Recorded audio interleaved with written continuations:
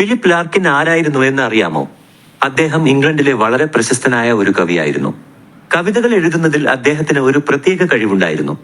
ലളിതമായ വാക്കുകൾ ഉപയോഗിച്ച് വലിയ കാര്യങ്ങൾ പറയാൻ അദ്ദേഹത്തിന് സാധിച്ചിരുന്നു.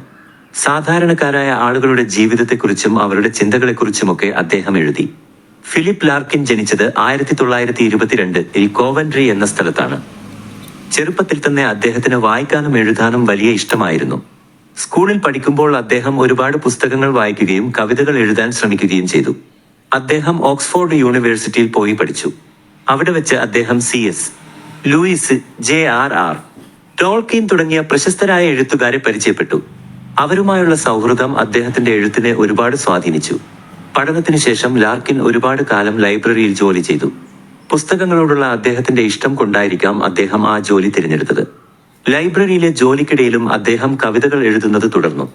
ലാർക്കിന്റെ കവിതകൾ പലപ്പോഴും സാധാരണക്കാരായ ആളുകളുടെ ജീവിതത്തെക്കുറിച്ചായിരുന്നു.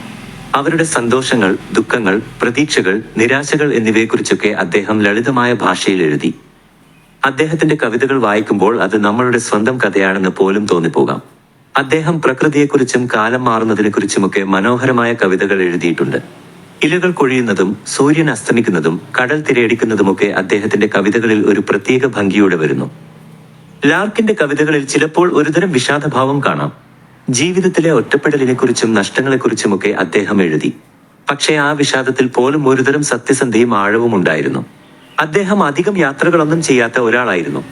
ഹൾ എന്ന ചെറിയ പട്ടണത്തിലെ ഒരു ലൈബ്രറിയിലാണ് അദ്ദേഹം കൂടുതൽ കാലവും ജോലി ചെയ്തത്.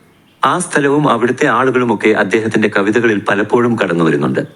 ലാർക്കിൻ വളരെ ലളിതമായ ജീവിതം നയിച്ച ഒരാളായിരുന്നു. വലിയ ആഡംബരങ്ങളോ ആഘോഷങ്ങളോ അദ്ദേഹത്തിന് ഇഷ്ടമായിരുന്നില്ല. പുസ്തകങ്ങളും സംഗീതവും കുറച്ച് നല്ല സുഹൃത്തുക്കളുമായിരുന്നു അദ്ദേഹത്തിന്റെ ലോകം.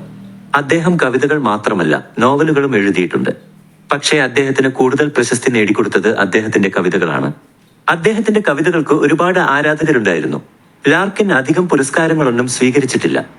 പ്രശസ്തിയുടെ പിന്നാലെ പോകാൻ അദ്ദേഹത്തിന് താല്പര്യമുണ്ടായിരുന്നില്ല. തന്റെ കവിതകൾ ആളുകളിലേക്ക് എത്തുക എന്നതായിരുന്നു അദ്ദേഹത്തിന് പ്രധാനം.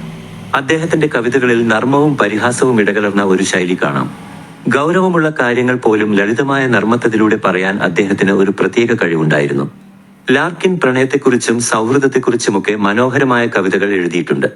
നഷ്ടപ്പെട്ട പ്രണയത്തിന്റെ വേദനയും നല്ല സൗഹൃദത്തിന്റെ സന്തോഷവുമെല്ലാം അദ്ദേഹത്തിന്റെ വാക്കുകളിൽ നിറഞ്ഞുനിന്നു. അദ്ദേഹം 1985 മരിച്ചു. മരിക്കുമ്പോൾ അദ്ദേഹം ഇംഗ്ലണ്ടിലെ ഏറ്റവും പ്രധാനപ്പെട്ട കവികളിൽ ഒരാളായി കണക്കാക്കപ്പെട്ടിരുന്നു.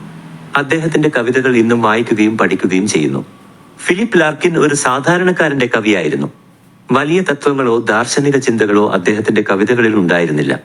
പക്ഷേ സാധാരണ ജീവിതത്തിലെ ചെറിയ കാര്യങ്ങൾ പോലും എത്ര മനോഹരമായി എഴുതാൻ കഴിയുമെന്ന് അദ്ദേഹം കാണിച്ചു തന്നു.